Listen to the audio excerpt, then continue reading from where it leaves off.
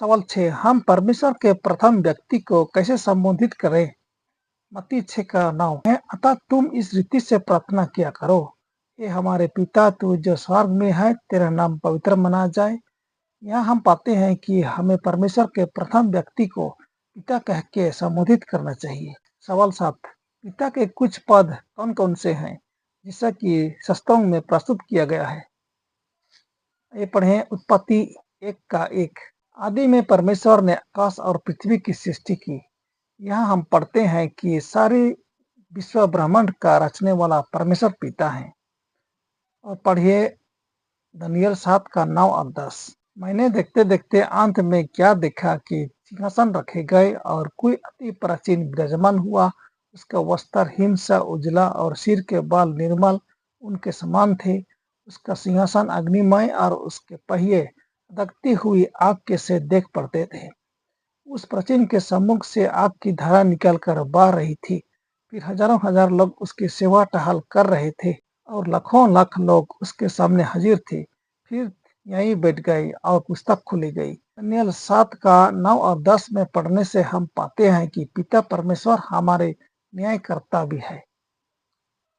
सवाल 8, परमेश्वर में क्या है? यूहन्ना 5 का 26, क्योंकि जिस रीति से पिता अपने आप में जीवन रखता है, उसी रीति से उसने पुत्र को भी यह अधिकार दिया है कि अपने आप में जीवन रखे। परमेश्वर में जीवन है अपने आप से। सवाल 9, क्या ईश्वर का कोई व्यक्तित्व है? पिता और पुत्र दोनों का अपना अपना व्यक्तित्व है। आइए परमेश्वर पुत्र के बारे में जानते हैं। सवाल 10, यीशु कौन है? वह कौन कौन सा पद धारण करता है और उसने क्या किया?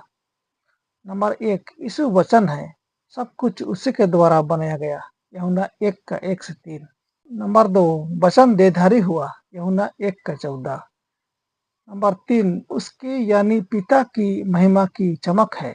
इब्रानियों 1 अध्याय 1 से 3 वचन। नंबर 4, वह यानी यीशु प्रेरित और महायाजक है। इब्रानियों 3 का 1।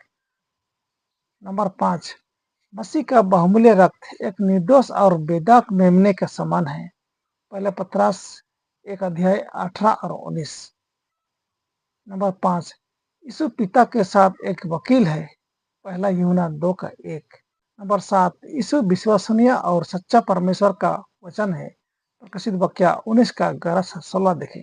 सवाल 11, पुत्र की तुलना पिता से कैसे करें? यूहन्ना 14 का 28 पढ़े। तुमने सुना कि मैंने तुमसे कहा, मैं जाता हूँ और तुम्हारे पास फिर आता हूँ। यदि तुम मुझसे प्रेम रखते तो इस बात से आनंदित होते कि मैं पिता के पास जाता हूँ, क्योंकि पिता मुझसे बड़ा है। यहाँ यीशु कहता है कि वह पिता के पास जाता है और पिता उससे बड़ा है। और पढ़े इब्रानियों 1 का 2 और 3। पर इन अंतिम दिनों में हमसे अपने पुत्र के द्वारा बातें की, जिससे उसने सारी वस्तुओं का वारिस ठहराया और उसी के द्वारा उसने सारी सृष्टि भी रची है। वह उसकी महिमा का प्रकाश और उसके तत्व की छाप है और सब वस्तुओं को अपनी समर्थ के वचन से संभलता है।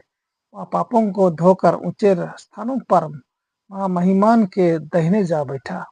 यहाँ हम पाते हैं कि यीशु स्वर्ग जाकर परमेश्वर के दाहिने जा बैठा है और वही सबको बनाया और संभलता है।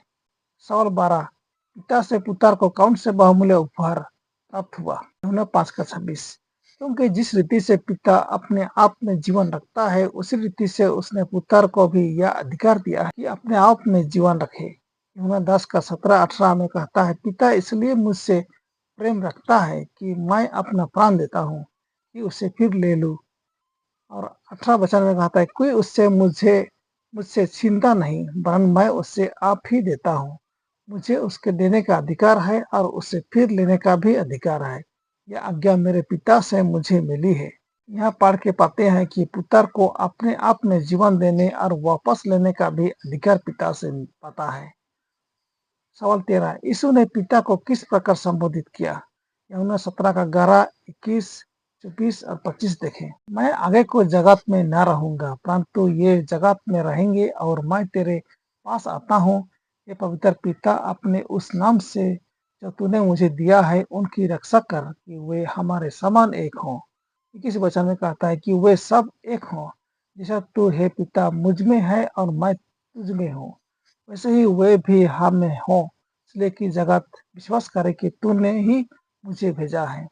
और 24 वचन में कहता है, हे पिता, मैं चाहता हूँ कि जिन्हें तूने मुझे दिया है, जहाँ मैं हूँ वहाँ वे भी मेरे साथ हों, कि वे मेरी उस महिमा को देखें जो तूने मुझे दी है, क्योंकि तूने जगत की उत्पत्ति से पहले मुझसे प्रेम रखा। वचन 25 में कहता है, हे धार्मिक पिता, संसार ने मुझे नहीं जाना, परंतु मैंने तुझे जाना और इन्होंने भी जाना कि तू ही ने मुझे भेजा।